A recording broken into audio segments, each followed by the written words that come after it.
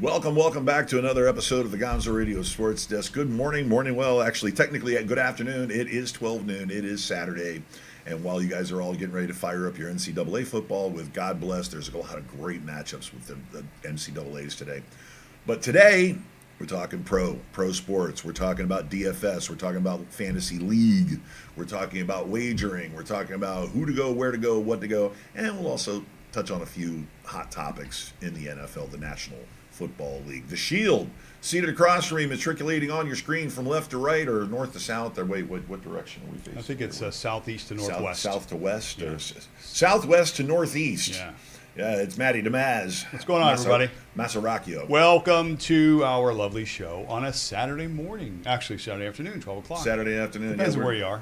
Well, we start off in the morning. It's like if you're on the border between, let's say, Tennessee and Kentucky, and you got 1 foot over and 1 foot on both sides. Like, are you in Kentucky? Are you in Tennessee? Does it matter? Like noon. Is noon in the morning? Is it the afternoon? Is it? Dude, we're in Florida. All right. So, hey, John. What's up, buddy? How you doing? Good, buddy. Oh, would you like to introduce John? Yeah, no, seated, I'm done. seated rallying. to his left, my right. You know, he's just and, the guy that sits next to me, whatever. Also matriculating on your screen from we'll call it up to down. Abajo, arriba. Hey, it's Johnny Audubon. It is a very un-Florida-like day today, man. It is very gray and rainy outside on a Saturday, but hey, we'll take it. Ready for the show. Got a good one for y'all. Yeah, I mean, whoever ordered Seattle's weather, Yeah, you can have it back. We didn't summertime order weather, this. That's like some Seahawk stuff going on out there. You guys are You know, spoiled. I mean, it's sure. This is nice. This is what this time of year is. Well, this is nice and cool. You know, it's a little overcasty. It's a little bit breezy. Actually, the temperatures are down. I'm kind of feeling that. Well, that daylight savings time is coming. Yay! Tonight, right? right? We back it up tonight. Yeah, So I'll take the extra hour. We get an hour. Yep. Tonight. Yes, Yeah, and I personally would love to have that all year long. All year long, just give me that extra hour and then leave it there. Every year, it's a discussion if they're going to take it off the Right. table, leave it on the table. I Right. thought it was It's already useless now. been We taken only off the made it table. up because of farming, and I Right. mean, we don't do it like that anymore. So let's just end it. Let's just dead it already. Exactly. It's just I mean, there's 2 states that don't participate. Is that what it is? It's think Indiana and Wyoming or New something. Mexico I don't or know. something The like farming states I that don't guess, that right? get it. Kind of weird. that. That's it. I'm not participating in it anymore. It's done. When the time Gonzo's changes, going to be an hour late for work every day. I don't Every do day. that time. I don't do this anymore. Helen, sell the goats. We're out of here. oh my God. We're done. We're out. All right, so Maddie, we're ready to fire up the first segment here. What are we leading off with? I don't know. You and John were going around and around. I'm putting the show together, getting ready to go. We're always rock And, solid, kick rocks. Okay, well so then let's get go. started. Let's Yeah. do Let's it. throw some rocks up here. So it's rock solid or kick rocks. That would be kick rocks or. See, I've got my graphics all messed up here. That's all So right. It's Well,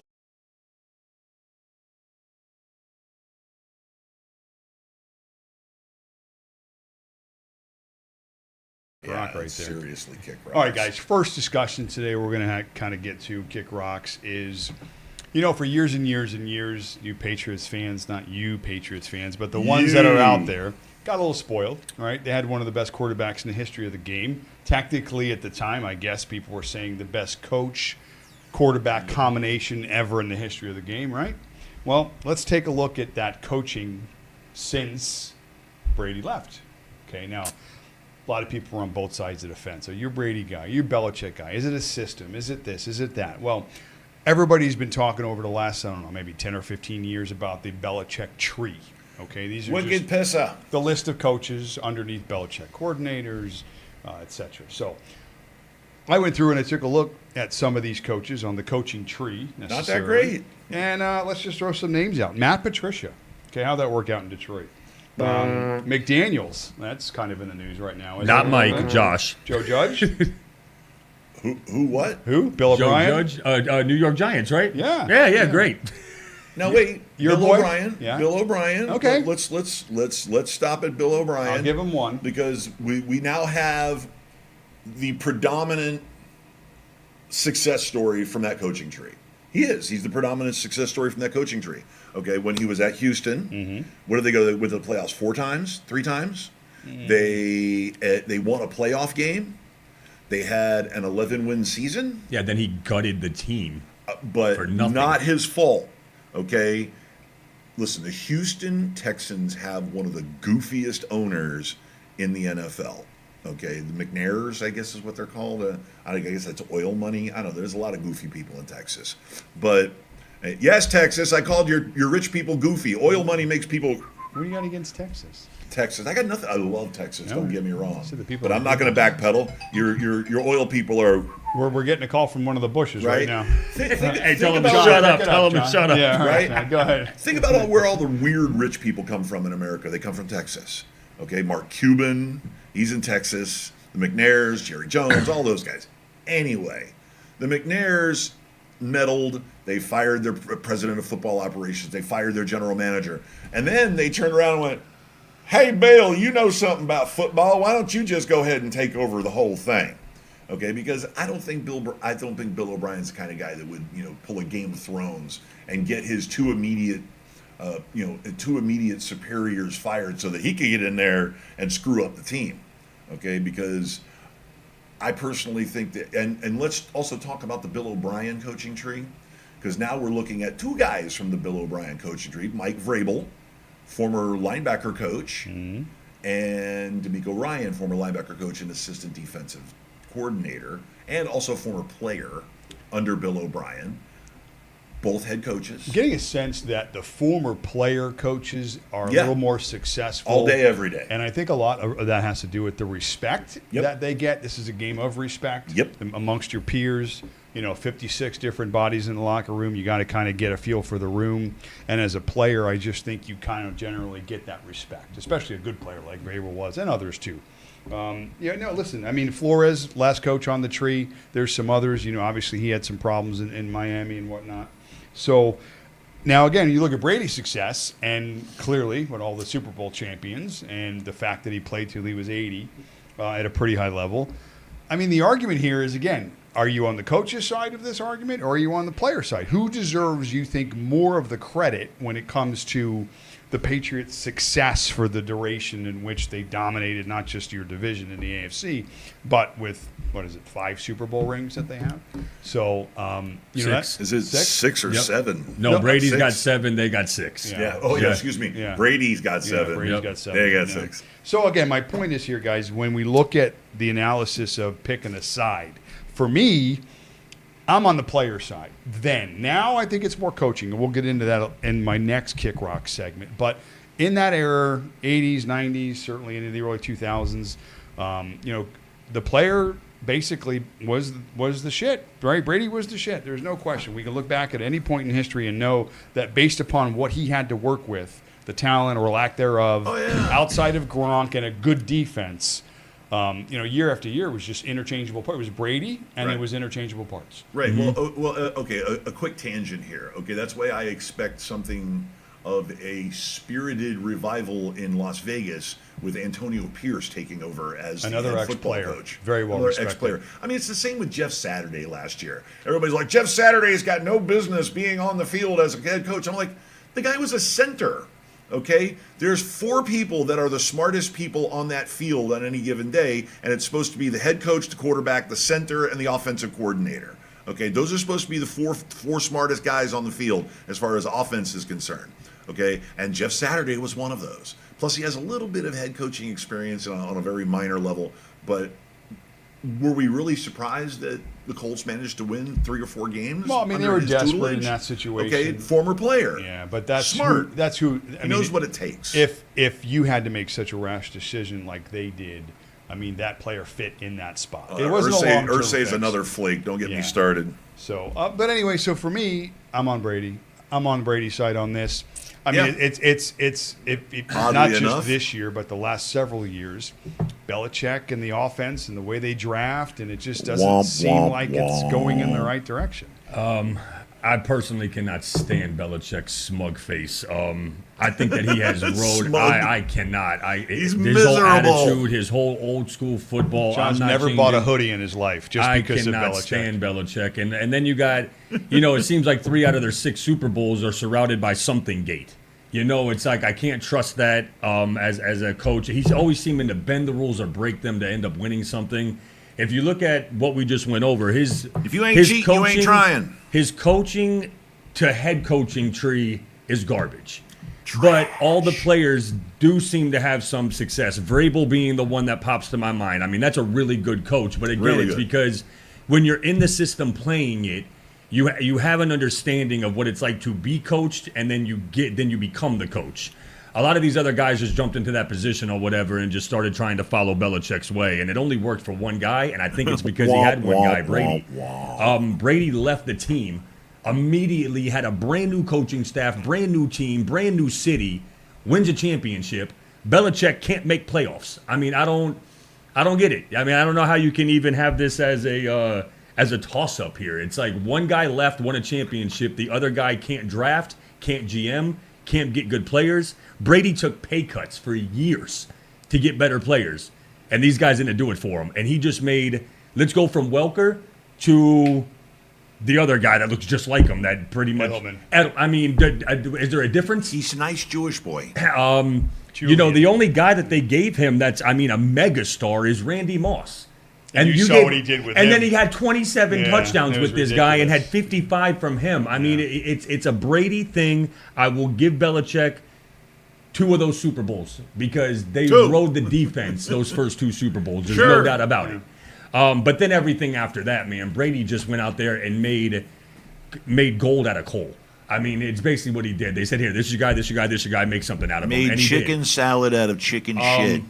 And I mean, Brady won his Super Bowl at 108 in Tampa. I mean, it's just the guy is just he's the best. I mean, I don't know what to tell you. And now that Belichick doesn't have him, I mean, this team he can't GM, man. I don't know. He can't get players. He just can't. And what did Gronkowski say his last few years? Like, football isn't fun for me anymore under him. A lot of guys. A lot of guys are saying this, man, and you can't be that narcissistic to be like, I don't care. Your players are going to show it on the field. Unless man. you win. I mean, if you win, then it works. And for a while, it worked. But again, you had control. It was Belichick and his directives, and then Brady took those directives and then spread them out amongst the team. You had Where a were they leader. before Brady?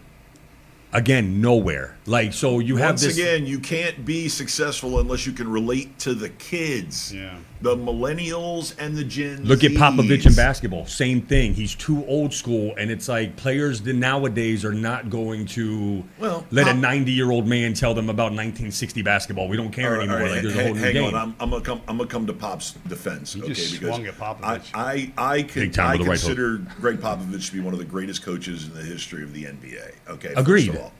And the guy has also adjusted his game, his coaching style to suit his players. Okay, they went and gathered excellent players. Didn't matter where they came from. They came from Europe, bring them in. Can't speak English, only speaks French, bring them in. Remember, he's got a little experience with French guys. You know what I'm saying? So we're talking about a guy who does adapt. Okay, does adapt to his younger players. The problem has been with them over the last 4 or 5 years. I mean, besides the obvious collapse of the big 3 Well, yeah, left, I mean, yeah. and then you turn around and had what's his face run to Canada like a draft dodger. Kawhi Leonard. Yeah, Kawhi Leonard. How's that been working out for him lately, huh? He's played half of his Oh my games God! over the last 5 The years. LA Clippers are turning into the island of misfit toys. It's Wow. awesome. Go ahead. Yeah. Go ahead. Oh Ballmer, yeah, now go they got ahead. Harden now too. It's Yeah, like, bro, it's a you're just mess. bringing in, like you said, a bunch of misfits. Right, Ballmer, It's- another flig. Ballmer, go ahead and yell and scream and jump up and down and pump your fist and spend $1 billion on nothing on the second round of the playoffs. You're not going to win a ring with those guys. Anyway, back to football. Bring it back to football. Bring it back to Popovich. I disagree. He's a guy who does relate to his players. He's a guy who does adjust to his players. But Belichick, all right, Belichick has got the whole institutional thing going. That's the reason why everybody who comes and plays for him buys his BS. The only problem is the last couple of years, he's been having mismanagement issues. And why? It's because, sorry, but yes, Bill has forgotten more about football than the three of us will ever know put together. Oh, no question. But Okay. you got to surround yourself But- with the right people. yeah, the right exactly. That's the coaches. point. And whose call was it to make a defensive coordinator the offensive coordinator last His. year? Like, what type of His. genius move is that? Like, so He retarded. said I don't a get coach it. is a coach is a coach. Yes, I don't. Yeah, no way. Yeah, moving on. Moving on. Moving on. Okay, let's move on. So it looks like we're all pretty much on board here. We're Brady. kicking Belichick to the curb. Yeah. huh? He's not even kick rocks. It's Goodbye. All right, next topic. Interesting. so much disrespect. It parlays a little bit to what we're talking about here in terms of the importance of the quarterback position and the success of the coaching and stuff like that. I think in today's game, and this leads directly into our next Kick Rock subject, quarterback randomness, okay? This weekend, for instance, is just another good example of quarterbacks that are starting for NFL franchises that have never been, for the most part, on anybody's radar other than if you're in the know. And these are mostly third and fourth round guys drafted. Quarterback, for instance, that are starting this weekend. It's like Tyler Heineke. First of all, let me announce the Arizona Cardinals called me and see if I was available for this weekend, and I'm not. So let's go on with that. Tyler Heineke? I mean, really? Is that what we're doing? Heineke? Yeah, he's starting this week, isn't he? Heineke? Yeah, that guy owes me money. Badgent? Okay, another guy. We don't need no stinking Badgent. There's a lot of guys out there that we just don't know week to week who the new quarterback's going to be. So again, my direction where I'm trying to go with this is to say that in today's NFL, with the salary structure, with how difficult it is to be able to pay all your guys based upon their performance, it seems like the quarterback position seems to be the one that's taking a hit because clearly he's the guy you got to pay the most to. There's no Hasselbeck brothers to bring in? Not anymore. Who are those other brothers that were? There's like two of them that played like 18 and 19 years each. They're like quarterback coaches now in the NFL. But there's can't bring those guys in either. No, you probably could at Vinny some point. Testaverde, how about him? The point is He's that like 74 years old, but he can still play like 5 or 6 games. We mentioned Dak, and when he finally got his contract after a couple of years of being franchised, he's like 21% of their total salary. Pretty much. Poster child for overpaid. And again, when you're not getting 21% of your team's production from that one guy, then how does it pay off in terms of the salary? That means you're putting the pressure on everybody else to overperform. Okay, well first of all, pump the brakes a little bit. Dak Prescott, first of all, I think he's grossly overpaid. Okay, I mean, we could do a whole segment on grossly overpaid quarterbacks right now. Okay, there's a lot of them. All right, but the NFL is so desperate for these spokespersons for their franchises, their franchise quarterbacks. And part and parcel of that is being the face of the place. Okay? Dak is the face of the place. As much as Jerry Jones doesn't want to be the face of the place, Dak is the face of the place. And when you talk about a premier quarterback position, that's it. The Dallas Cowboys, the starting quarterback for America's team, the Dallas Cowboys, that is the pinnacle of NFL quarterbacking. It really is. It still is. It still carries the prestige. It still carries the national recognition. I mean, you look at Dak Prescott, he's been hawking soup every 5 minutes after he signed his contract. He signed his extension. He's been hawking soup. That's a huge deal. He's been hawking insurance. That's a huge deal. And he is the face of the place. And part of the reason why he takes up 21% of their entire salary cap is because he's the face of the place. It's not just, listen, if he took up the proper percentage for his play, his production, 17, 18%.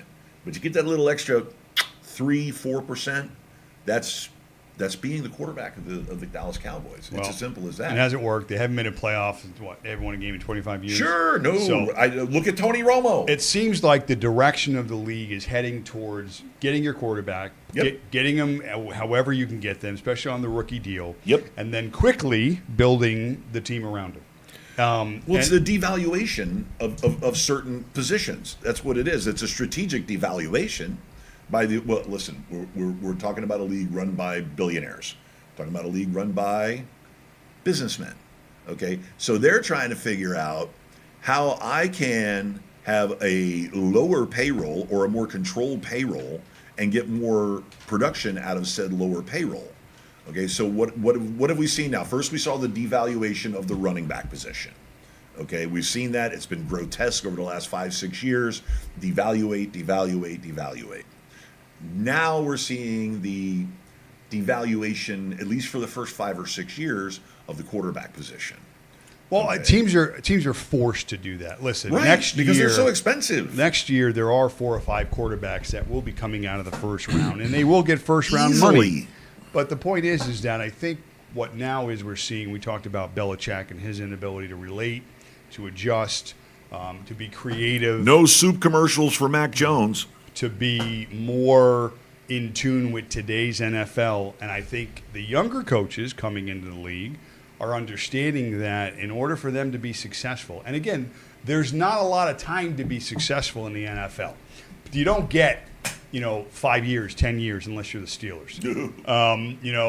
You pretty much have to perform right away. So the blueprint, I think, is shifting more towards get your quarterback to some level of greatness, whether it's, you're not going to get to the Mahomes level, but certainly just above serviceable, and then load Production up. and efficiency. And built on your system, your coaching system, use McVay as an example, Shanahan is another example with Purdy and what they're doing with him.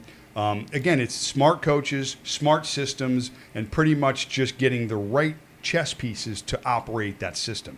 And I think the most important piece on any chessboard typically is the queen, let's say, because the maneuverability and all this other stuff. Typically, so again, not to say the quarterback's the queen of your team, but I think what's happening right now is that Although there's nothing wrong with that. the evaluation You do what you do on your own spare time. of the position is slightly changing because teams are forced now to have to look at it from a financial perspective. They realize that they can't go out, pay a guy 20% or whatever the number is, and then be competitive consistently when you can't pay your left tackle, you can't get an edge rusher, you don't have a guy to take off, the top of the defense. So you have all these other things that are happening. So I think there's a shift now towards franchise quarterbacks because there aren't enough of them. Face of the place. So for me, I'm kicking rocks on the franchise guy, and I'm the guy looking for the Heineke. I'm the guy looking for the whoever else is out there that can go win me a game on Sunday based upon my best foot forward, which is everybody else chipping. Well, sure. But now let me ask you a question. When you see a promo for a game on TV or even in print or wherever, okay, they don't put, even though your inside linebacker might be all pro, might be all world, might be the best inside linebacker in the NFL, he is not the guy, boom, on the ad right there. It's quarterback versus quarterback. It's not your edge rusher versus their tight end. What's the baseball analogy that they always use? Chicks dig the long ball. Right. Okay, so it's Right. it's excitement. It's the face of the franchise. Yeah, you want to put those guys up there. They're normally the prettiest. And that's why they get more money. Yeah, that's why they get paid. So Let's play a little game. Who won the Super Bowl last year as a quarterback? Won the Super Bowl last year Last as a year. quarterback? Who was the quarterback? Chiefs. Okay, Mahomes, right? Right. What about the year before? Excuse me. Good one. Stafford. What about the year before? Chiefs. Mahomes, What about the year before? Brady. right? Oh, I'm hearing a lot of franchise quarterbacks winning Super Bowls. Yeah. Yeah. I don't see any Heinekes in that area. Yeah. I don't see no Ritters. I don't see none of that. Right. No, Sure. but you're seeing the two. One of the guys is now gone, who's never playing again. The other guy you're seeing this year is being slightly pedestrian. So who was the last mediocre quarterback to win a Super Bowl? Do you have to go all the way back to the 2002 Trent Tampa Bay Dilfer. Buccaneers? No. Listen, I'm not saying Brad that. Johnson. Yeah. But listen, only one team wins the Super Bowl. I every can throw year. the ball farther than So Brad the other Johnson. 31 teams, if you want to go that approach, you're saying the other 31 teams fail. Because that's the goal every year is to win a Super It Bowl. is the goal, but it's not a realistic goal for Or at every least to team. make it. We can even go to the make it but lost category, and you're going to have places like Burrow, or you're going to have like another Mahomes that lost or whatever. It's Hurts last year. Hurts. All these guys that even make it to have a chance are all franchise guys. Yeah, but Hurts, again, they found him as a franchise guy, and he's still on a rookie deal. Now, So this is my point. Hurts, with There no, are he only- signed an extension. He's one of the highest paid quarterbacks in the NFL. There's only- this year. This year. But last year, Yeah. he went to the NFC Championship game on a rookie deal. but he's a Went franchise to the guy. Super Bowl. Well, on no, a what I'm rookie saying deal. is that, again, you cannot consistently, what I'm saying is you're starting to see the shift. I'm not saying it's happened, but I'm saying in today, look at tomorrow's starting lineups. Go through your DraftKings, and when Stroud is your fourth best priced quarterback in the league, the position's a little thin. All right? I mean, it's not very exciting right now to be a quarterback in the NFL. Scoring is down, which shouldn't be because the offenses run the field. And you have all this advantage on the offensive side, which clearly is every single day, especially now with weather coming into play. The offense always has the advantage in bad weather. Now, to play devil's advocate to what I just said, there are only two quarterbacks in NFL history that, after their fifth year, have won their very first Super Bowl, and that is the Denver Broncos with John Elway, because that was way in the twilight of his career, And then you have Peyton Manning with the Indianapolis Colts. Other than that, everybody else has won with a franchise guy on a rookie deal or a Tom Brady that says, hey, I'll take $10 million less. Go get me some type of line that keep protecting me. Because I like Super All Bowl these rings. max guys that are $50 million, $44 million. There's only 2 guys in the whole NFL that I'm paying that type of money to and actually feel comfortable, and Prescott's not one of them. No. Joe Burrow, Patrick Mahomes. Pretty These much. guys can literally go out there, and maybe Josh Allen, but that guy sometimes his head isn't in the game all the time. Those 2 guys, they can pretty much make anybody that you put in front of them better, Yeah, they chase or at the least outcome. serviceable, yes. Anyone else, I'm kicking rocks on that. I'm not paying Dak Prescott $40 million. I'm not even paying Hurts $40 million. The problem is in today's NFL, you're stuck. If teams get to a situation where they're not going to just blow up the franchise because they don't want to pay their quarterback. And they tried with Dak to drag that out for 3 years to give him the franchise tag. But, I mean, eventually you have to pay your guy. The problem is for them, from a business perspective, is they waited. And those extra 2 years put him into that next terms of, in terms of where the floor should be for that sort of serviceable quarterback. So if they had paid him 2 years ago, maybe they could have cut $10 million a year off that contract. And from what I understand, no team in history has won a Super Bowl while paying their quarterback over 18% of the cap. You cannot fill out your roster. You just can't. Look what's happening to the Kansas City Chiefs right now. Mahomes is on a massive contract right now. Yes. No wide receivers. They've Because you can't go out got there. like 9 wide receivers with less than 3 years experience. You can't pay. Listen, there's a stat that I saw yesterday that Tyreek Hill has like 100 less yards than the entire wide receiver core Yep. of the Kansas City Chiefs. Because you literally do not have any talent over there anymore because your quarterback is taking all the money. And I don't know what Kelsey's contract is, but that's got to be pretty Mahomes big. did take a little bit of a pay cut. It's not just on Mahomes. They're paying Kelsey. They paid Chris Jones. They paid Chris Jones. They paid a few guys. It's hard. You can't pay 3 It's players hard. 70% of your It's salary hard. cap until the other 51. Yeah. You get the scraps and have them play hard. It's just not It's going to really work. hard. It doesn't work. Okay, well then I have the question that it's the 400-pound gorilla besides myself in the room, and that is QB1. What are you going to pay him if he has what we are starting to see is extrapolating to be an MVP candidate, leading the league in touchdown passes? I wouldn't pay Tua more than $25 million a year. As More much as than I love the 25? guy, No. but concussion protocols, he's a Purdy. He's a Okay, little bit but better what than you're Purdy. willing to pay him and what the market will dictate are 2 different things. He's not going to get a $25 million a year contract. My question would be then this: how much do quarterbacks actually give a crap about winning then? If you're constantly asking for 22, 23%, knowing that the numbers tell you you're probably not winning I a Super Bowl or understand going that. into a Right. deep run, Well, why and- would you take it? But how could you tell a player to not get paid? I mean, guys are in this to make money. Yeah, and listen, and a lot of these pay structure are based on accolades. Okay, what have you won? What have you done? What have you done for me lately? You win an MVP. You win a couple of playoff games. Even if you just go to the Super Bowl and you lose. Okay, because look what happened with Jalen Hurts. He went to the Super Bowl and he lost. Okay, and then he got paid. Okay, so what do you do with QB1, who is a number 5 overall pick, who let's say that best case scenario, he stays clean all year. He's an MVP candidate, even if he doesn't win the MVP. He gets out there, we win a playoff game, maybe win 2, maybe go to Super Bowl, lose it. Maybe he follows the Jalen Hurts trajectory to the hilt, kind of like in college. All right, except this time he can win a championship. He follows the Jalen Hurts trajectory. Does he get Jalen Hurts money?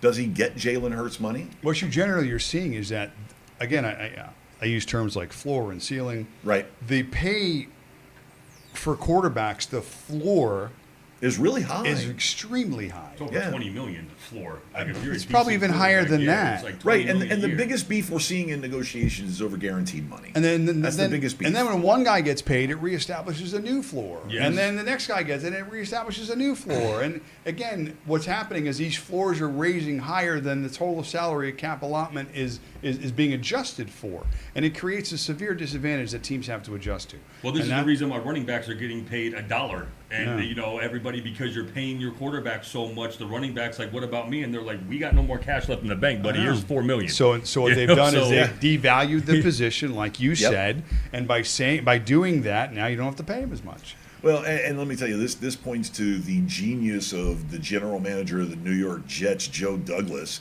He paid Dalvin Cook $8 million to sit on the bench. Yeah. Good job. Go Gang Green. By the way, love your defense on fantasy. Awesome. But what you're seeing is a situation where you are going to have to pay these guys, okay? And they are the face of the place. And then what you're going to do, I mean, look at the Mahomes deal. They've used it as a piggy bank now. He's been on that deal for 2 years now. He's done 2 restructures.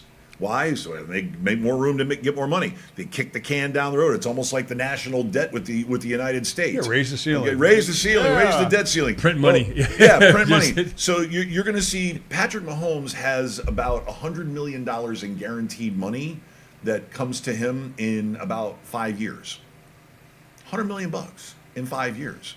So about the time that he's thinking about retirement, it would be his 11th year, 12th year. He's going to start eyeballing retirement.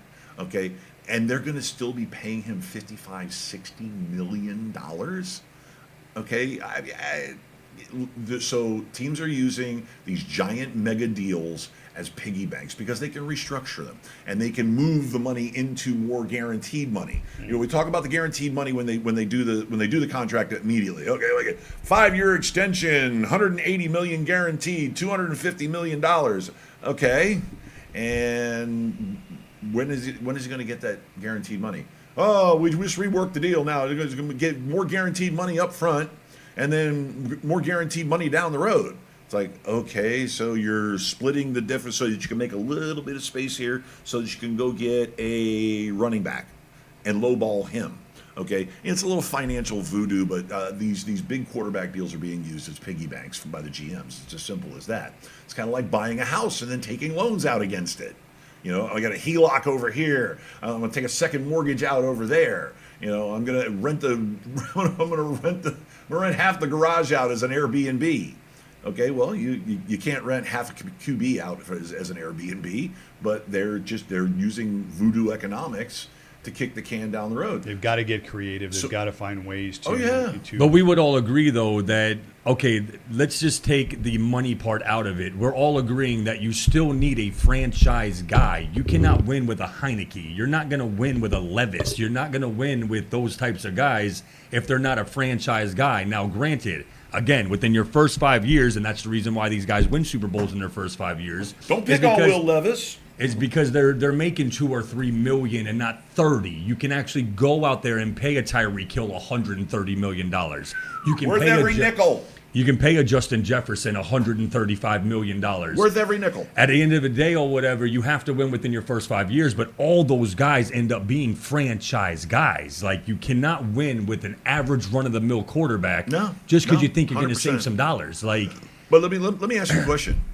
What the hell were we talking about to begin with? Because we've been on a tangent. Well, that's what it is. I mean, I guess what is the question? Can you win a Super Bowl with these guys, or are they serviceable? What I'm saying generally is that when you look at the landscape of the league, of the 10 or so quarterbacks that are starting tomorrow that probably weren't on most people's radar, again, what's going to be the overall success of that? Now, is it sustainable?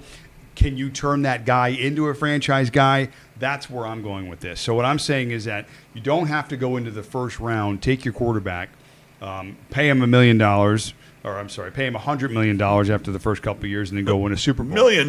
It doesn't happen because it's too difficult in today's football economics to pay one or two guys a lion's share of the money. Yep. You just don't have enough to go around. True that. There's not enough to talent-wise, and it's just not working. So okay, so rock solid. I'm rock solid. Yeah. Okay, Yeah, you're rock solid. Yeah. You're rock solid. Rock solid as far as you need a franchise quarterback?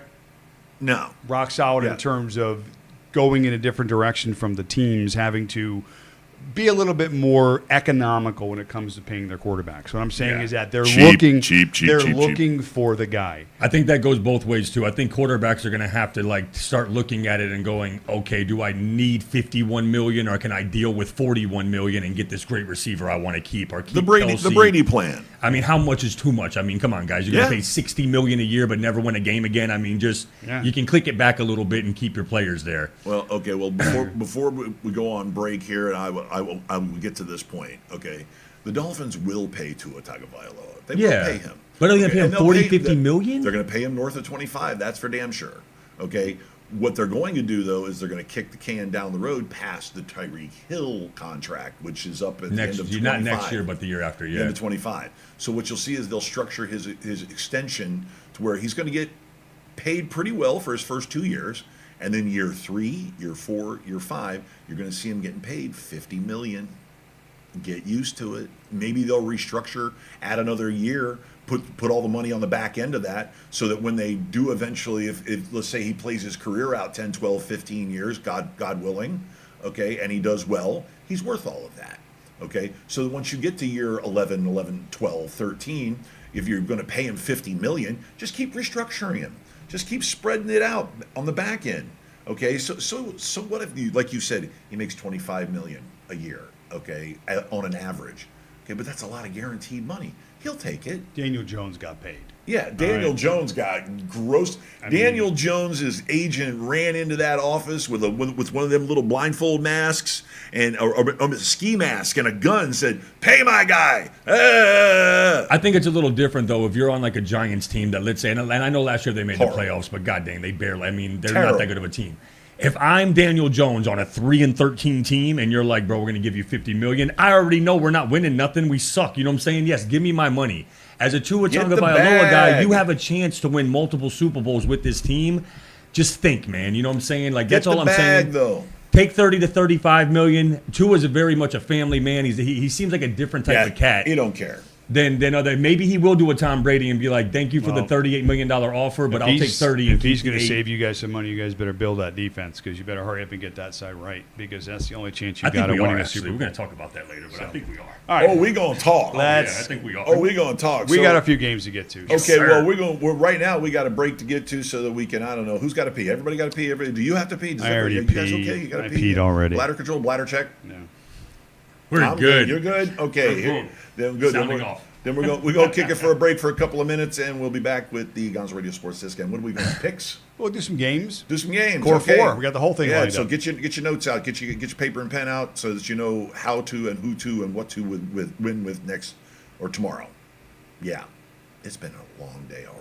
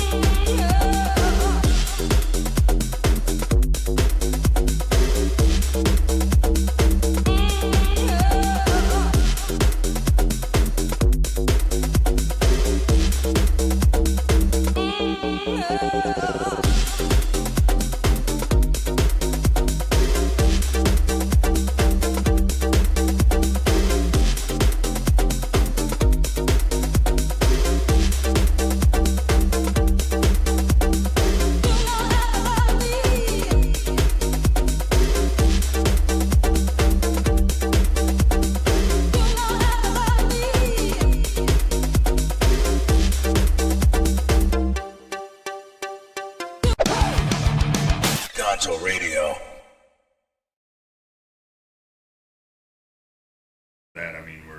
Welcome back to the Gonzo Radio Sports Desk, and I just got a rhetorical question here. Just as we're coming back from the break, the Maz decides he's going to pipe in and go, "Well, what are you guys going to do if the Dolphins lose tomorrow?"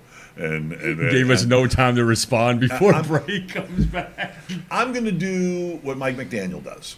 Okay, because I don't know if you've been paying attention to Mike McDaniel's press conferences lately. Yeah, I heard what he Okay, said. but yeah, he straight up told the German press, he said, listen, it's 1/17 of the season. Okay, if we win, then They say we go to Super Bowl. everybody's going to be talking about us going to the Super Bowl. If we lose, everybody's going to be seeing the same crap that they can't beat a good team.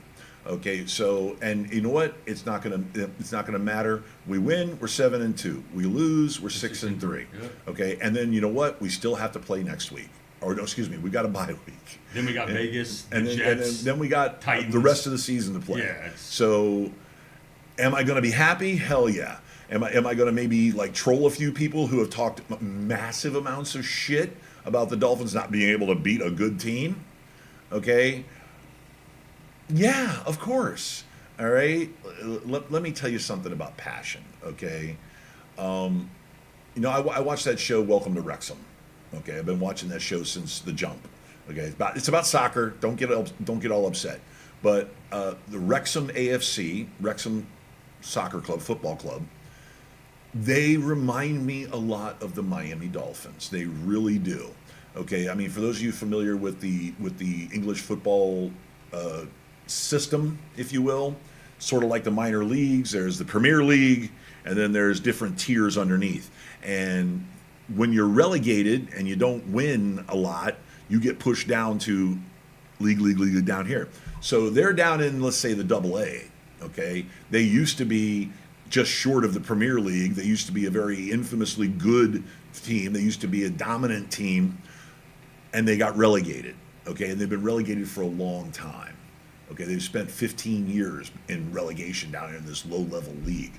All right, and their fans are passionate and they're long-suffering and they're losing their friggin' minds. And you know what? Kind of like Dolphin fans. Okay, we're talking about old royalty. Okay, so there I am. I am now the old lady in the old decrepit, dust-covered, rundown mansion, sitting in her tea room, going, "Okay, bring the tea, James." And James is dead, so I'm sitting there waiting. Okay, well, guess what? Somebody came in and dusted things off and replaced the furniture and painted the inside. And now I have a big screen TV. And there's hopes and dreams here in South Florida. Yeah. And honestly, I mean, I'm getting towards the end of the second season, so they're starting to show the successes. And I got a little choked up when they got to that point where they're getting ready to, I mean, okay, spoiler alert, Wrexham advanced. They've made it to the next league. All right, spoiler alert. But I got a little choked up. I'm like, I want to see that.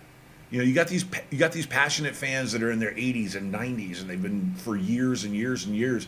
They had success, and then everything took a shit, and they've been staying loyal to their fans, a loyal supporter, but they're 90, and they'd like to see a little success before they die. Well, let's talk about your game then. I guess we'll go first. Oh well, because your game is good. So, yeah, my game is good, and guess what? It's going to be first thing in the friggin' morning, too. Yeah, it's 9 o'clock and 9:30 in the We get morning. an extra hour, though, so, we get the extra hour. Well, I work till 2 a.m. Wrexham, Blacksome, Sexham.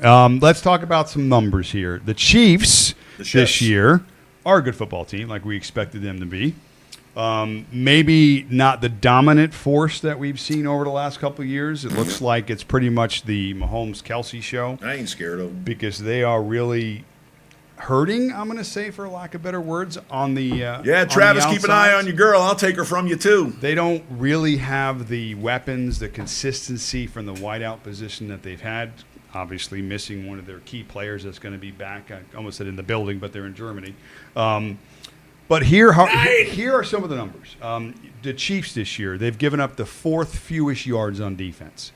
They're second in terms of total passing yards allowed on defense. So I think what you're seeing this year is, I mean, everybody likes to think Mahomes and Andy Reid and the prolific offense and Kelsey, but it seems to be a little bit of a defensive story in Kansas City right now.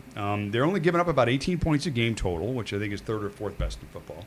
So it's defense. Now, the narrative on the other side for the Dolphins clearly is Tyreek Hill. You know that boy wants to put it to them Chiefs, right?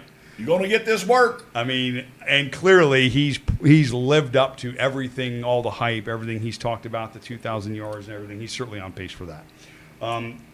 Clearly one of the better games in the weekend.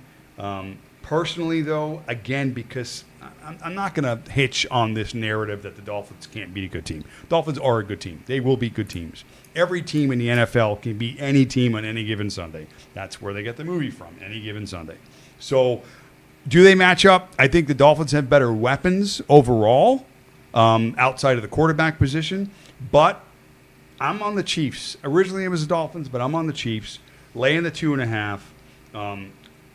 I don't know. It's just a gut feeling. Until the Dolphins do beat that good team, like the Chiefs, who clearly could be one of the better teams in the league, then I'm going to continue to ride what I think is the best team in the league, which to me is probably still the Chiefs. So, thoughts? You hit a lot of yearly stats on there, and that's really misleading. How was last week? How'd that work out? Yeah, it's really misleading when you start doing yearly stats nine games into the season, basically, because now you're taking really, really, really good games in the beginning of the season and acting like that team is still that. Over the last 2 weeks, that defense has not been looking that good. And I'll tell you what, the Dolphins are fully healthy for the first time this entire season on the defensive side of the ball. We are finally going to see what Xavier Howard, Holland, and Ramsey all have. And if you've seen Ramsey last week, I mean, this dude looks like Ed Reed out there again. I mean, he's guarding his guy while looking back at the quarterback, trying to get picks in other areas. He did. He looked like Ed Reed last week. He's hungry. It's only his second game back. Xavier Howard's well rested. We have Holland coming back from concussion protocol. It's not like he injured himself. He got hit in the helmet by his own guy. He had a headache. Now, I will give you this. The pass defense for the Chiefs, they really are that good. They play well together. Well, you draft enough DBs in the first round, eventually some of them are going to stick. They do, but I'm going to tell you one thing. I don't care how good you are. You don't coach speed. No. You don't. You don't coach that type of that. You just don't. Tyreek Hill is going to run right through these double teams. I'm telling you right now. And if they get anywhere, the Dolphins' sweet spot right now, especially for Tua, from the 50-yard line to the 40-yard line of the opponent, that's like a super sweet spot right now for him to lob that ball up and it lands right in the end zone, right where it's supposed to be. It's happened 2 weeks in a row with Tyreek Hill. Expect it to happen again. The only thing that really concerns me is I don't know what type of field we're playing on. If you guys watched the Jaguars game, I think 2 weeks ago, right? Horrible. Yeah, but the Jags were in England. This is Germany. Germany is what's Germany known? The German people are known for exacting sauerkraut. Yeah, no, not sauerkraut. Oh, sorry. Beer. Heineken. They are OCD, man. They are exacting. They are very meticulous people. Believe me, the field will be excellent. It will be superior. It will be, well, I shouldn't say superior with a German accent. Sorry. My bad. Don't cancel me. But still, the field is going to be fine. All right? The field is going to be fantastic. And for those of you DBs out there for Kansas City who's like, oh, we play Jerry Jeudy. Jerry Judy's fast. No, sweetheart. You're not dealing with Jerry Jeudy. Okay, you're not. Okay, here's the difference between Jerry Jeudy and Tyreek Hill. Okay, when Jerry Jeudy walks by Steve Smith while he's doing a sideline report, Tyreek Hill doesn't say anything to him, whether he said something bad to him or not. Why? Because he's above it. Okay, he's above it. Okay, Steve Smith, he's not going to get a gold jacket. Tyreek Hill, come on, really? You don't think he's going to get a gold jacket? That guy is a future Hall of Famer. Mm-hmm. Okay, so levels, kids. Okay, Jerry Jeudy can run a 4-3 straight line. And from what I'm understanding, the Dolphins are talking about putting Jalen Ramsey on their tight end. So if you got our best coverage guy against your only weapon, yep, this might be a really bad game for Mahomes, man. If they do that, well, they're going to start with Nick Needham first. Okay, Nick's back. Nick's feeling good, and that's our best coverage linebacker, right? No, Nick Needham. No. He's a nickel corner. Oh, that's right. He's a fill-in corner on both nickel and the outside. So they're going to start off with him.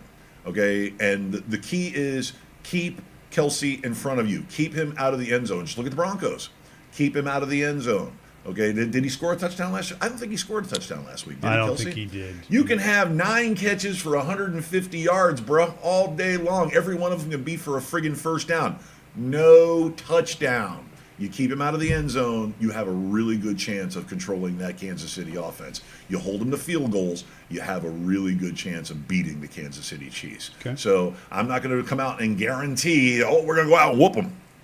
Okay, but if we're successful, like we are, like we tend to be, and like this defense is now healthy, we got a shot. And I think the number one thing win. that not a lot of people are talking about is this defensive line for the Kansas City Chiefs is really good, guys. Really I mean, good. there's no doubt about that. But we also have the fastest release of a quarterback. Yeah. So while everyone's talking about they're going to get to him, then no, they're not, because you got about a second and a half to get to this guy, and he's chucking it 15 yards downfield to Waddle or Hill. I just don't see a game script where the Chiefs win unless the Dolphins shoot themselves right in the foot. And I don't see that happening. Or the refs show up strong. And I was going going to say, against the y'all got to Eagles. stop this narrative with the Dolphins don't beat good teams, because if that was a fair game 2 weeks ago, I guarantee you Philly don't win that game. A lot different, So, sweetheart. yeah, I don't want to hear that no more. We played really well against the refs 2 weeks ago. I used to have so much respect for Philadelphia sports fans. Now, no. Now they're the kid with the hat on sideways, going, we are number one. Yeah. Go eat some crayons, Skippy. Whatever. Next and that game. includes you, Philly fan. You guys are just on the Dolphins. So I'm on the Chiefs. Okay. But you guys are on the Dolphins. Good luck tomorrow. It should be a Let's really change. good game. Let's change the name of Philadelphia from City of Brotherly Love to Second City, because that's what they're good at, is coming in second. Ooh. How about that? Okay, take that. Shots That's it. I'm fired. shots Bulletin fired. board Pew, material. Pew pew. All That's right. right. I'm on you. Well, then let's I'm talk on you. about Let's go, them. Eagles, baby. Let's talk about them. Next game, big game again. Eagles and Beagles. Eagles and Beagles. Yeah, Eagles and Cowboys, guys. All the talk has been how the Cowboys have dominated the Eagles over the last couple of times. How good Dak Prescott's Hot take: been. Cowboys are going to go into Philadelphia and run them out of the building. All right, well, there you go. 19-8 touchdowns to interceptions. That's Dak's numbers versus the Eagles in his career. He's 3-0 versus Sirianni. He's 8-3 against the Eagles in his career. He's had success against the Eagles. No doubt about it. The Eagles' defense looks a little pedestrian, especially on the back end, on the secondary.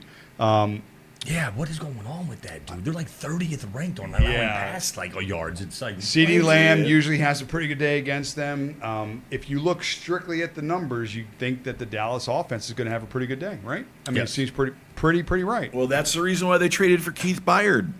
That's why they went and got themselves a safety, because they needed somebody to patrol that middle of the field, because that's where the Cowboys have been eating for the last 3 years. Yeah. Eating, num, num, num, num, Well, num, every num. team has been eating against the Eagles.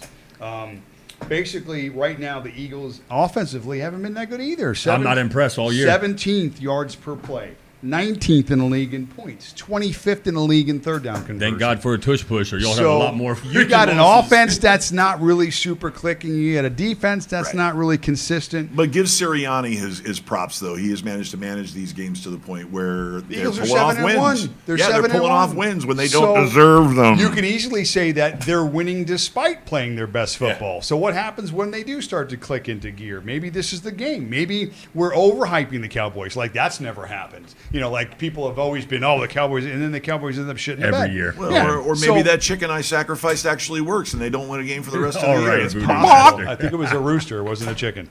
Yeah. Okay. It was a rooster. But my point is guys, is that we create these narratives and then we expect them to come true. We're looking at the numbers. Everybody's pushing Prescott and Lamb and the success. And the Eagles are sitting back there going, we're 7-1. We're in first place in Yeah. the division. Yeah, the pressure's not on us right now. If the Cowboys lose this game, they're a full 3 games back.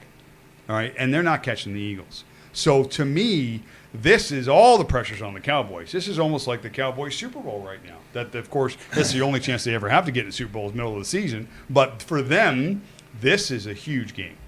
Right. Well, listen, it's almost a similar narrative as it was last week against the Washington Commanders. Okay, because that game pretty much told the tale of whether or not they were going to have a fire sale or stay competitive.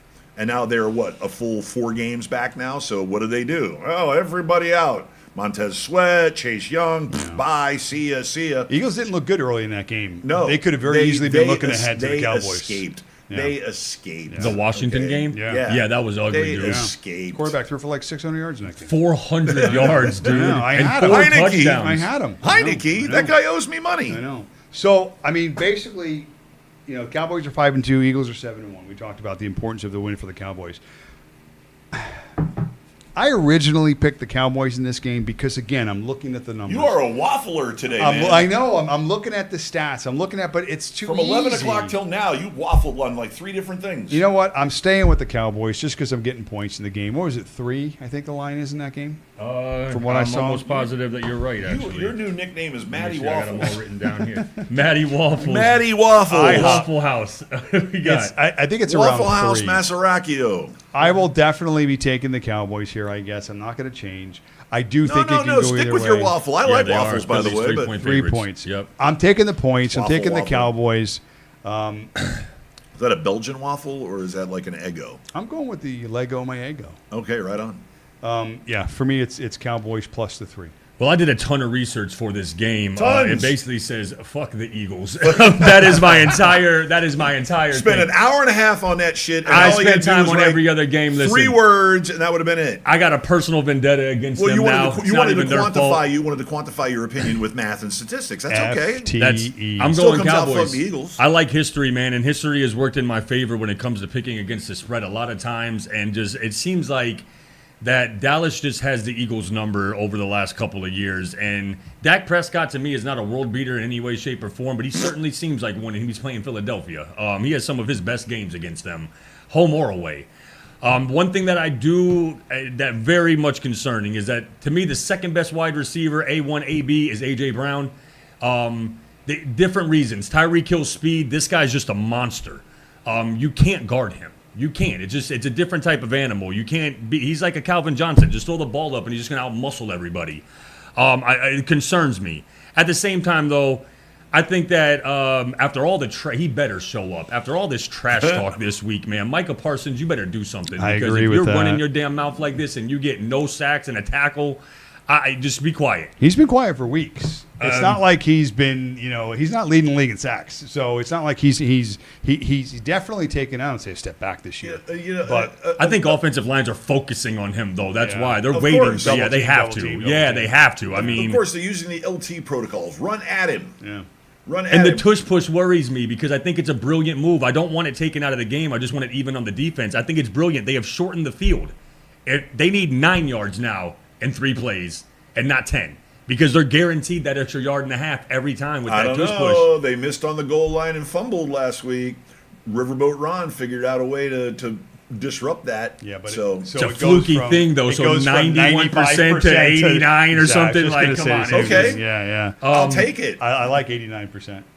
I don't know, it's gonna, man. It's going to nauseate me if I'm I going see them do Cowboys. that in the foot. I'm going Cowboys, If I too. see them do that in the Super Bowl, it's going to make me want to throw. Oh, they're going to. Yeah. If they make it, they're going to.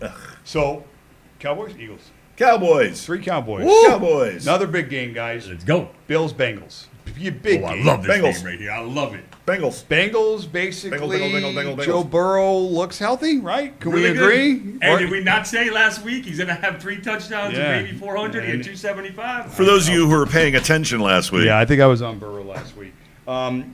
Now, but here's the thing for this week. They may not need as much Burrow as they did last week. The Bills are giving up a lot of yards on the ground. 5.4 a carry. Yeah, last week Mixon looked pretty good. He's finally healthy. Last week Mixon averaged 5.5 yards per carry. Also 3 catches over the last 3 weeks. Yep. I think it's a Mixon game. I think that Cincinnati knows that they can keep up offensively, but they may have a slight edge running the football.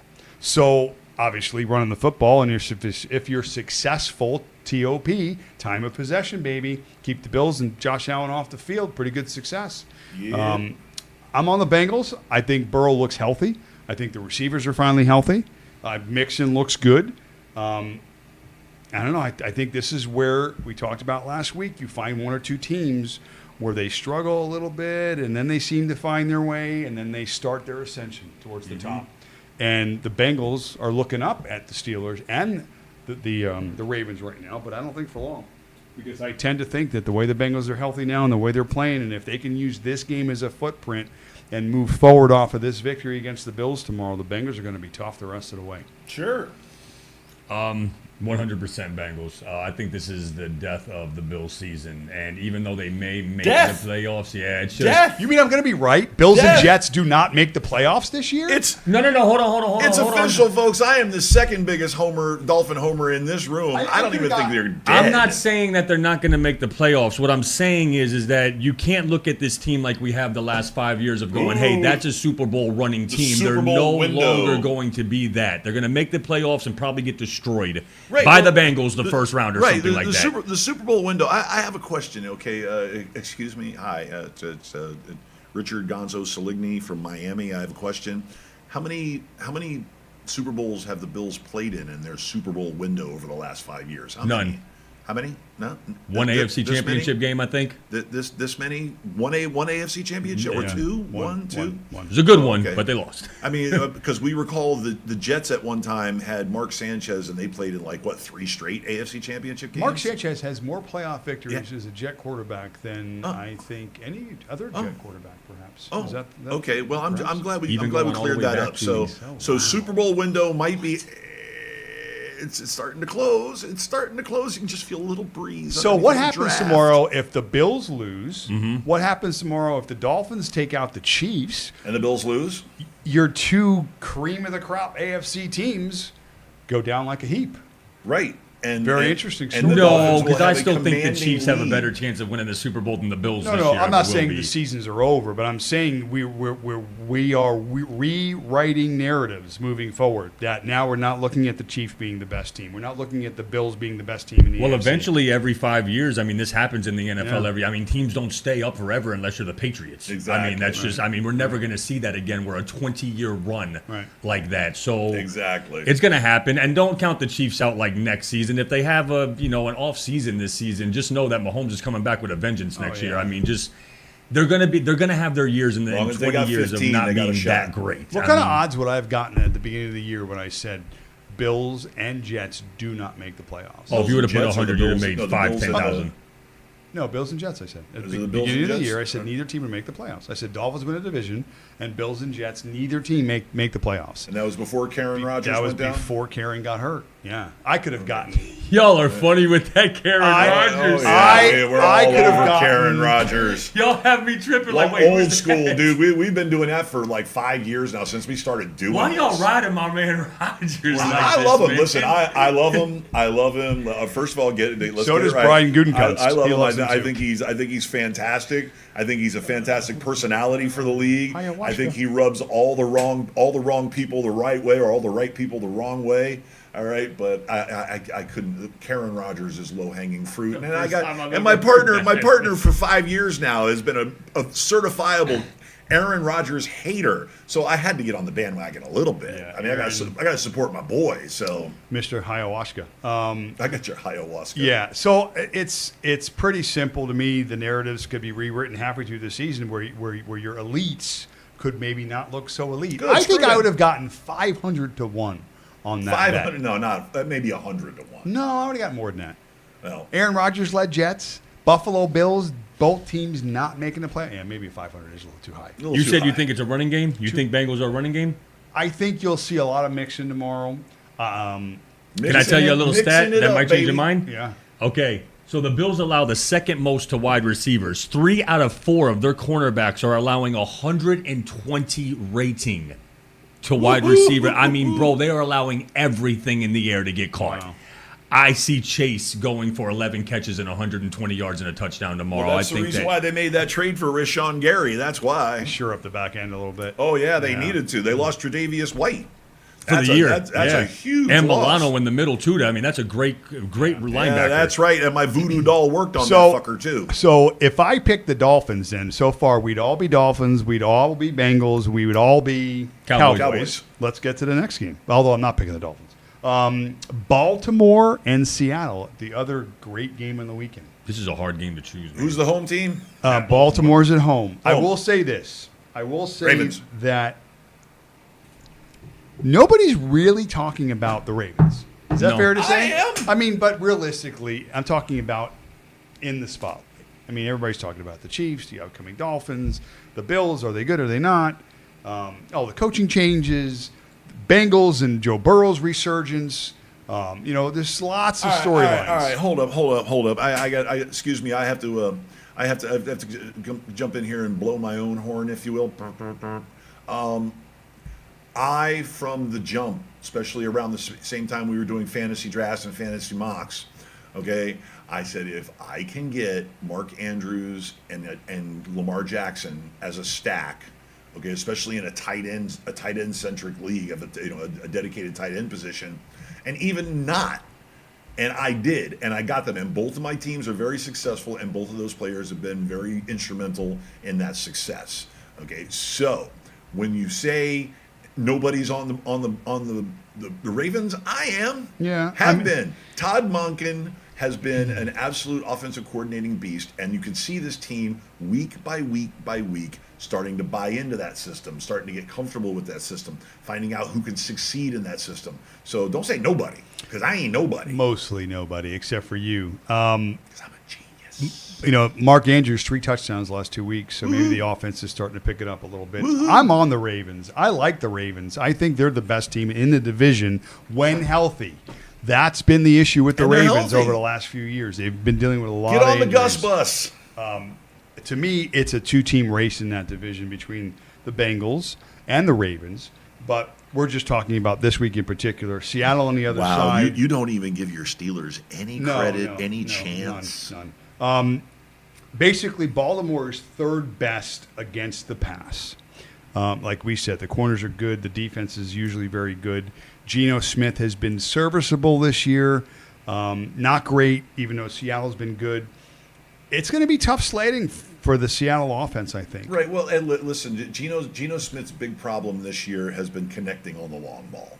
Okay, last year, what did we see? Metcalf, 68 yards. And then you turn around in the next drive and you get 54 yards to lock it. And then the next drive, you get these long balls. He's had like 4 or 5 games where he hit the long ball and he threw for 400 yards. This year, teams are taking the top off the defense. The defenses are taking the top off. You're seeing that more. Yeah, they're cutting them off. Yeah, you're seeing that's that all. More. Not giving up the big plays. So Geno has to be more patient. And you're starting to see a little bit of a crack in why was Geno Smith passed up for 9 straight seasons? I think what you're going to see tomorrow, too, is that kid, Zach Charbonnet, has had a rough start to the year. He's had some injuries. Good back, though. Really good. Kenneth Walker's been good, too. Kenneth Walker, I think, is Solid. 4th in the league in rushing yards this year.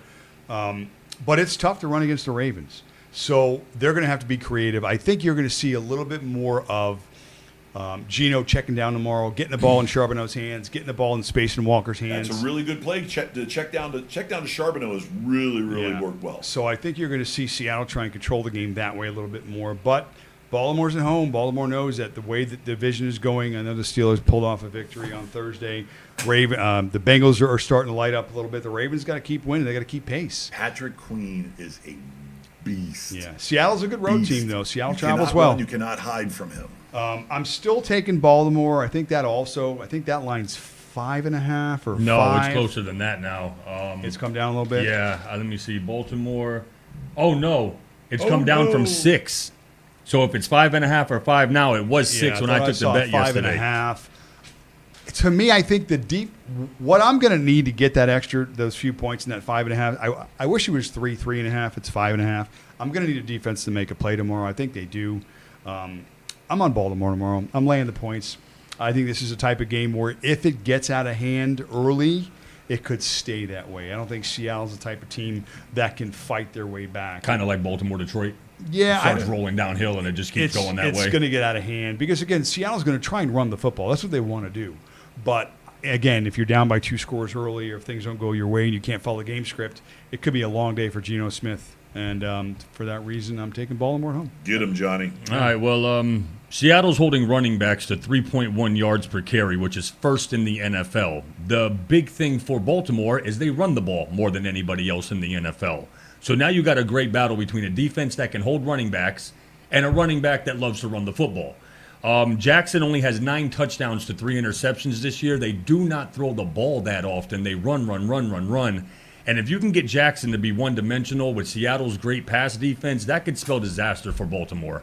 And I think they do. Baltimore, like I said, runs more than any other team, and now you're just kind of deciding: do they run the ball successfully against the defense, or is the defense successful in stopping the run? I'm going to take Seattle in this game, especially giving me 5.5, 6 points. Baltimore does not win games at home by more than 4 points. They just don't. They win all their games tight except for the Detroit Lions game, where apparently Lamar Jackson is like 16-1 now against NFC teams, which is absolutely insane.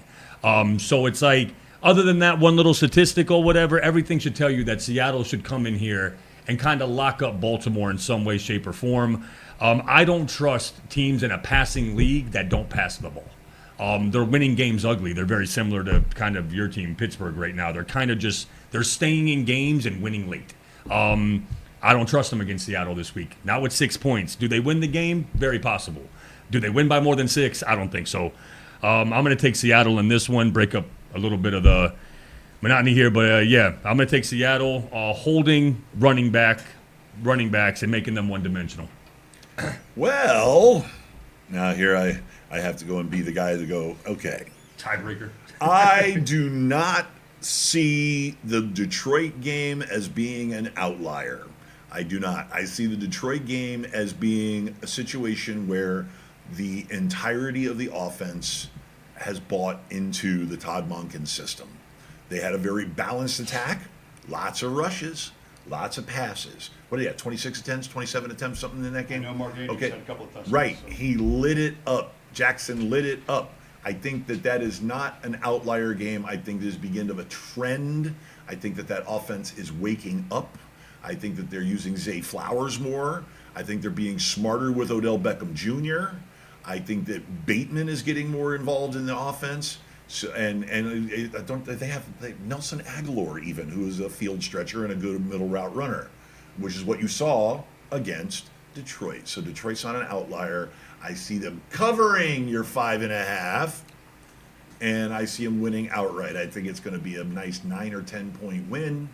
I think you're going to see balance on both sides. They may not run the ball all over the place because, like you said, Seattle's defense, they stopped the run. They added Leonard Williams, for Christ's sakes. So, yeah, they're going to stop the run, but Baltimore's still very stubborn. They're still going to bang you they're going to punch you in the face. Remember, a lot of their running success is when plays break down and Lamar's out of the backfield and everybody in the secondary's got their back towards him. And that's where Lamar has a success. Yep. It's not a traditional line up 3 yards in a cloud of dust offense. No. It's constantly adjusting, constantly working on the fly, creating, and that's what Lamar Jackson does. Well, and that was the killer. This is the reason why the Steelers had him stymied, is because they put a spy on him. Okay, they put a spy on him, and at least one guy did not have his back to him. So every time that Jackson did take off, they kind of limited him. They ran him out of bounds. Playing him twice a year for the last 6 years also helps too. So they know how to handle him. Yeah. So everybody's got tape on him. But I think that he is going to manage to win it with his arm. I think he's going to throw one to Flowers. I like him. He's going to throw one to Andrews. Okay, Gus is going to get a touchdown. They're going to kick 3 field goals. And there you go. There's your 30-24, 6 points, cover up. Thank you very much. Good night. And now for our commercial break. We're going to take a quick break. We'll be right back here with the fun with the Core 4. Is that what we're doing? We are Core 4. Last week we crushed it. We're going again this week. Okay, Core 4 right after this.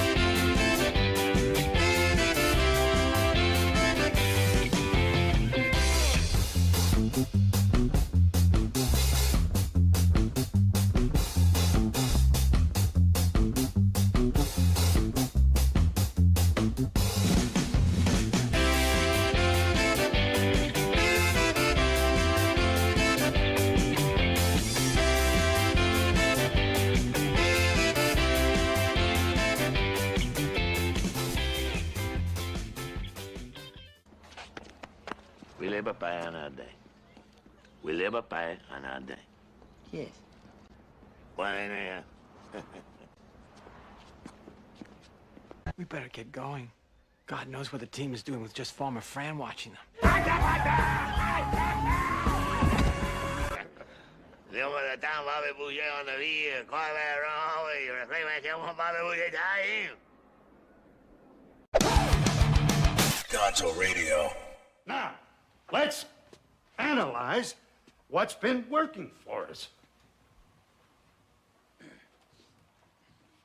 Not a goddamn thing's been working for us. Like this goddamn suit doesn't work for me. And this stinking tie, and this goddamn shirt, it doesn't work for me. You know how to play winning hard-nosed football? You play football like a Gennaro played football. A guy who gave his life for this football team. He was a 140-pound halfback, and he played like a goddamn wild man. No, like a goddamn rampaging beast. And that's the way you gotta do it. You go out there, you tear their fucking heads off, and you shit down their necks. Let us pray. Gonzo Radio. Nothing like a little Nick Sirianni giving a pep talk at halftime during the Washington game last week, telling his Eagles to play like Ed Gennaro, like a goddamn raging animal, raging beast. Raging beast. Let us pray. Let us pray. It's classic. Welcome back to the Gonzo Radio Sports Desk. It makes me giggle every time. Every time. So, quick reminder, I will be dropping the... wow, hey, Google actually popped up on my phone. I will be dropping the audio version of this for those of you who like to disseminate these information and these facts and winning information and facts on the audio format, if you will, the audio platform. That would be SoundCloud and Spreaker. Those will be posted shortly after the show is done airing here. And you can go ahead and go over there. You drive around with the windows down. It's a good day for it. And you can listen to us on that. So let's get to our last segment here, which is the Core 4, which will be 4 players that we have scientifically extrapolated the possibilities, very high likelihoods, that they will be very successful fantasy players for you and game breakers and game makers for you. Money makers. In DFS and in fantasy leagues in case you have them, or if you don't, try to get them. Yes. So, Matthew, if you will. I would love to talk about some Core 4 last week. We crushed. We had a little Joe Burrow last week. We had some Mark Andrews last week. We were all over that. We were on it. So this week, I don't see much of a difference in the success, so let's just get right at it. Core 4. Basically what I'm doing here is giving you 4 guys that are going to hopefully give you at least 3X on their salary. That's our goal, right? 3X. Explain 3X once again for 3X value. is the magic number. When creating our lineups, we get a salary. DraftKings salary, I believe, is $50,000. So you have to build your team based on that salary. And then essentially, if your player, let's say, I'll give you an example. I'm going to use Stevenson tomorrow as one of my Core 4s. His salary is $5.4K, $5,400 on DK. That means 3X times that, 16.2 fantasy points in a full PPR format, which DK is. Unlike FanDuel, it's 1 point per reception, 6 points for the touchdown. 10 yards equals 1 point. So again, 5.4 times 3, 16.2.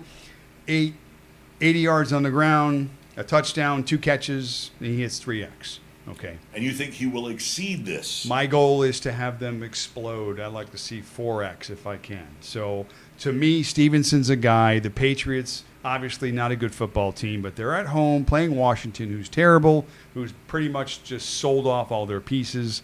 If it's not honestly a get-right spot, because New England can't get right. They can get okay tomorrow, and that's why I'm leaning towards Stevenson. And a big day on the ground, get in the end zone at least one time. If he does that, I feel pretty good. So I got Stevenson at 5.4K. My other guy, wide receiver, we just talked about, although we're on different sides of the fence on this. Gonzo, you tend to think that the air attack for Baltimore is starting to get a little bit more consistent. I tend to agree. Yep. Zay Flowers, rookie receivers, had some greatness, showed some flash this year. That kid had the juice out the gate first preseason game. Yeah. I said, hey, he can play. Yeah, 5.7K on DK. $5,700. Again, looking to get in the end zone. He could catch a deep one. Boys made me money this year. Yeah, I mean, he's been averaging, I think, about 12 or 13 fantasy points if you extrapolate all his weeks together. But I'm looking for the upside tomorrow. I'd love to see him catch one of them deep ones tomorrow and get in the end zone. So I'm on Zay Flowers tomorrow in that game.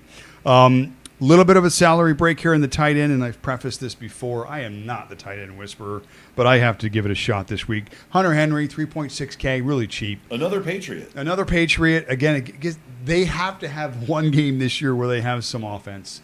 And if it comes against anybody, it's going to be against Washington tomorrow. So I like Hunter Henry. Again, cheap price, 3.6K. Another guy gets in the end zone, he's already got value.